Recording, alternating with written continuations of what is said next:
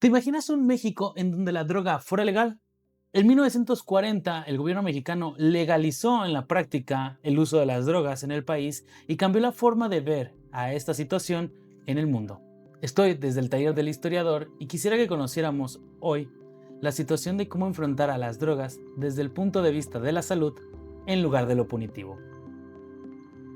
Para entender cómo se llegó a una legalización de las drogas en 1940 en México, debemos comprender el contexto histórico que estábamos teniendo en ese momento. Adicional, comprender la situación geográfica y qué es lo que estaba pasando a nivel internacional.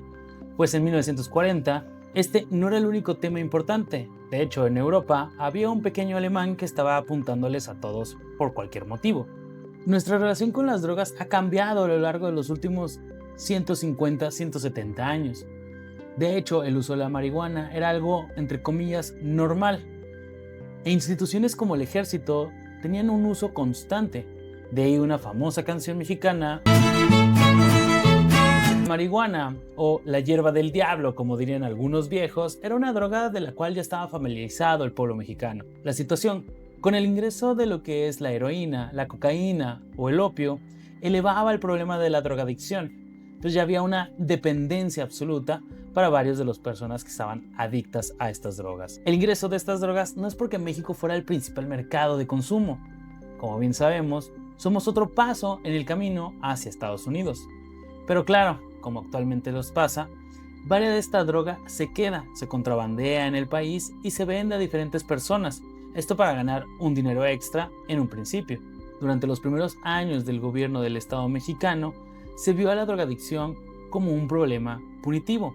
Se arrestaban tanto a las personas que vendían como a las personas que consumían. Cualquier portador de una droga ilegal paraba a la cárcel. Esto empata muy bien con el discurso que se tenía a nivel internacional, pues la Sociedad de Naciones, el antecedente de la ONU, ya trabajaba en un reglamento general que pudiera aplicarse en diversos países y que fueran firmados por estos. Aquí, la intención de Estados Unidos como baluarte de integridad y de la moralidad era el prohibicionismo. Estados Unidos ya había trabajado esa situación primero con el alcohol y ahora con diversas drogas, entre ellas las mencionadas anteriormente. Pero lo curioso es que México tomó otro camino gracias a la posición de algunos personajes en las posiciones fundamentales. El primero de ellos fue el doctor Leonidas Andrew Almazán, quien fue nombrado como jefe del Departamento de Salubridad. Él trajo al doctor Leopoldo Salazar Viniegas, esto para dirigir el Hospital de Toxicómanos. Formó un equipo con Francisco Elizarras, Fernando Rosales y Jorge Segura Milán, todos doctores y principalmente antiprohibicionistas. Este cambio no solo fue de dientes para afuera, sino que se buscó crear un nuevo reglamento en donde se viera la situación a partir de la salud pública. Las personas drogadictas como personas enfermas teniendo una relación con sus drogas, en lugar de verlos como algo punitivo, como algo al que castigar, meter a la cárcel y disminuirá esta situación. Así, el doctor Salazar se enfrentó con dos personajes principales de la época en la Ciudad de México. La primera es Lola la Chata, una traficante del mercado de la Merced que se consideraba en su momento una de las principales cabezas del crimen organizado. Un crimen organizado muy diferente al que vemos actualmente, pero crimen al final. El doctor Salazar le hizo una carta hablando y alabando sus procesos, la forma en cómo había conquistado su posición y cómo había logrado evadir llegar a la cárcel. Pero también le recordó que solamente era parte de un engranaje, pues ella no podía existir sin los policías corruptos que había en la institución. El segundo personaje al cual se enfrentó fue el jefe de policías de narcóticos, el capitán Luis Huescas de la Fuente, pues desde ese entonces ya se conocían ciertos problemas o curiosidades, como el mismo doctor mencionó, ya que habían decomisado un gran contingente de drogas. El único detalle es que de los 250 envoltorios con cocaína, todos tenían bicarbonato. Una situación curiosa. A partir de estos señalamientos, hubo una presión para que desde el gobierno cambiaran al capitán. El único problema para el doctor Salazar es que en 1938 las drogas no era el gran debate que a lo mejor podría ser en este año 2026. Sino era el petróleo y la relación que tenía el gobierno con las diferentes empresas privadas, lo que se llevaba a la opinión pública. Así que se dejó un poco postergado esta situación, se expropió el petróleo, se hizo Pemex. La ventaja es que el doctor pudo trabajar en silencio y en octubre presentó el nuevo reglamento de toxicomaníacos a nivel federal. Pero pausemos un poco la situación. Ya sé, ya estamos a nada de la legalización, pues acabo de mencionarte el nuevo reglamento, pero quiero que vislumbremos el México de 1938-1940. Este es un México en el que no están los 32 estados de la República y solamente hay 20 millones de personas. Es como si agarráramos toda la población del Valle de México y la distribuyéramos desde Tijuana hasta Cancún. Sí, es muchísimo menos de la población actual, 133. Y se estimaba en ese entonces que la población de adictos en total eran 16,000 personas. Podía atender de mejor forma este problema. Y para ejemplificarte de mejor forma la situación, hay una anécdota muy curiosa, que es la quema de drogas de 1938. A lo largo de los 2 años previos a la quema, se había estado realizando diversos decomisos a lo largo y ancho del país. El problema fue que la bodega se llenó, así que se hizo una gran quema de drogas. Hubo 43 kilos de marihuana, 61 kilos de cápsulas de adormidera, 41 kilos de opio en bruto, así como 19 kilos de hojas de coca. Sí, todo esto estamos hablando de 2 años a lo largo y ancho del país. Y podría ser para ti algo exageradamente menor. Digo, hace unas semanas vimos cargamentos de fentanilo y cada ciertos meses vemos incontables quemas de droga de marihuana que nos acercan a estos 43 kilos. Pero para ellos era una escala diferente y aunque era grande, todavía era manejable. Ahora sí, lo importante, el nuevo reglamento federal nos daban estas 4 situaciones curiosas. Los médicos podían recetar una mayor cantidad de dosis de narcóticos a sus pacientes. Se pidió a las farmacias y a las droguerías el registro de las personas a las que se le estaban dando drogas. El tercer punto es que se pasó a los territorios y estados la obligatoriedad y responsabilidad de crear dispensarios. Estos estarían bajo la supervisión del Departamento de Salubridad. Cuarto, la decisión de internar a las personas adictas corría a cargo del médico que los estaba revisando. Y esto simplemente es la legalización de las drogas sin ninguna modificación constitucional. El 9 de marzo de 1940 se abrió el primer dispensario de México. Esto, obviamente, en la capital. En este lugar, tú acudías para que alguno de los 5 médicos te evaluara. Este identificaba tus necesidades y te ponía en 3 categorías: incipiente, innato e incurable.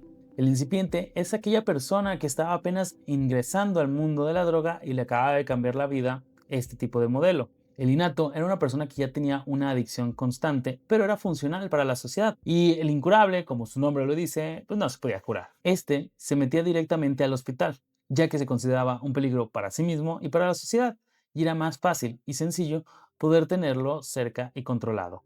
Ahora, ¿qué pasaba en el dispensario? Tú, como persona que tenía algún tipo de adicción, ibas, te catalogaban y te podían poner en incipiente o innato, que son las 2 cosas que nos importan en este momento. Ahora, tú tenías una adicción, por decirlo de modo, la heroína, ¿sí? Y estabas tú en incipiente.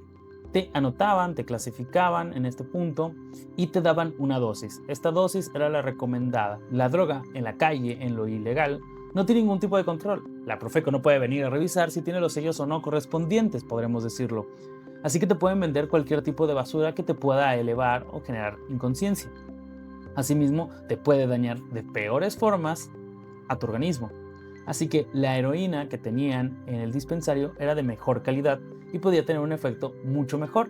Por lo tanto, la dosis podría ser mucho menor a lo que hacían las personas en las calles o comprando con un traficante. Esto no era gratis, no es como que fueras caminando, saliera una jeringa y ¡tas! Droga para ti. No. Había un costo, pero este costo era mucho menor. La dosis oscilaba en los 80 centavos. Pero bueno, ¿qué son 80 centavos de 1940 comparados a los del 2026? Vamos a dar un poco más de contexto. En esas fechas, siguiendo la heroína, el gramo en la calle costaba 48 pesos. El mismo gramo en el dispensario costaba 3 pesos con 20 centavos. Esa era la diferencia económica. Sí, tenía un costo, pero no era el costo exorbitado que generaba otros problemas sociales, como es el clásico robo por adicción. Las personas adictas no tienen un empleo, no tienen un trabajo fijo, roban y con ese robo puedan alimentar su vicio. Se retira esta posibilidad al proveerle de una droga mucho más económica. ¿Cuántas personas estaba atendiendo el dispensario? Entre 200 y 500 personas. Esto ya era una situación importante. Ahora, con estos dispensarios no solamente se atacaba una forma de la situación ilegal de las drogas, el dispensario fungía como una arma de doble filo, pues atacaba los dos frentes. En primer lugar, atacaba a las personas adictas que se dedicaban a robar, que se dedicaban a perseguir a otras personas o que se dedicaban a vender para financiar su propio producto. En segundo lugar, se atacaba al crimen organizado, pues al disminuir el costo de la droga, no había posibilidad de que una persona adicta no fuera a buscar su droga de forma más económica al dispensario que gastarse dinero que no tiene, enfrentando peligros que lo podrían llevar a la cárcel por una droga muchísimo más cara y también de muy mala calidad. Pero si este sueño tan idílico, si este proceso tan importante no avanzó como quisiéramos, fue por varias razones, tanto nacionales como internacionales. Primero, la situación social, pues diversos periódicos empezaron una campaña acerca de los peligros que se estaban viviendo en los diferentes dispensarios. Allá donde se ponía uno, había estas personas malvivientes, drogadictas, y con todo negatividad social. El segundo fue la misma embajada estadounidense, que, bueno, es un protagonista un poco tras bambalinas de varias decisiones políticas mexicanas. En esta ocasión, la embajada no veía... Hacemos una pequeña pausa. Si te está gustando este contenido, te pido que le des like, te suscribas, le des a la campanita, lo compartas. Cualquier tipo de comentario, puedes escribirlo ahí sin ningún problema. Arriba esto, arriba el otro, lo que tú quieras, para que más personas puedan llegar a este contenido. A tu tía, a tu tío, a tu primo, al pato que te molesta, tú mándale el video. Veía con buenos ojos la situación de, literal, regalarle drogas a las personas, ya que para Estados Unidos todo este nuevo reglamento simple y sencillamente era gente dándole drogas a otra gente. Así, en su fase de policía moral, Estados Unidos buscó revertir esta situación y lo hizo de forma muy sencilla, la verdad. La Secretaría de Relaciones Exteriores recibió un documento en donde había un embargo de drogas y medicamentos por parte de Estados Unidos hacia México. Esto debido a la posibilidad de que estas drogas incurrieran en actos ilegales a ojos estadounidenses, no a ojos mexicanos, por lo que Estados Unidos vetó cualquier tipo de venta. Y aunque México tenía contratos no nada más con ellos, sino con varios países europeos, la dependencia era absoluta con Estados Unidos.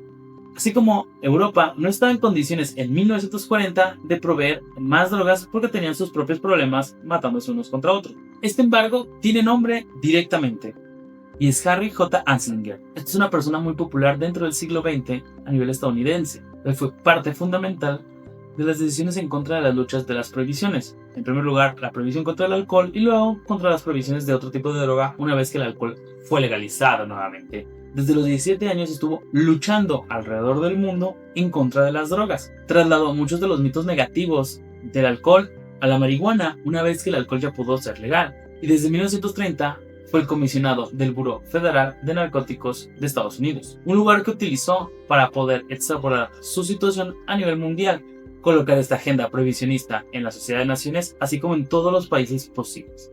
Obviamente, teniendo de vecino México, que le estaba entregando drogas a su población, hizo que Anslinger tomara medidas directas. Y él fue el que promovió este embargo del que te platiqué. Y así es como llegamos a la nota que recibió la Secretaría de Relaciones Exteriores. Una en donde se le informaba que desde la Secretaría de Estado se le estaba haciendo un embargo a México para no venderle ningún tipo de drogas. El abasto que se tenía, no nada más para el dispensario, sino para las farmacias y hospitales, se estaba cayendo. Así, el gobierno mexicano tuvo que ceder y retirar este reglamento.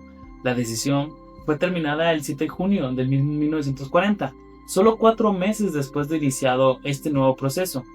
Así, durante un par de años, México vio al problema de las drogas no como algo criminal, sino como de salud pública.